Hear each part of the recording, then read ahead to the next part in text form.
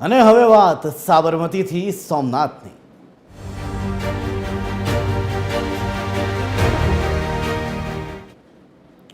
સોમનાથ દર્શનાર્થે જતા ભક્તો માટે સારા સમાચાર સામે આવ્યા. અમદાવાદ સોમનાથ વંદે ભારત ટ્રેનની હવે શરૂઆત થશે. વડાપ્રધાન નરેન્દ્ર મોદી 26 મેના રોજ લીલી ઝંડી આપશે.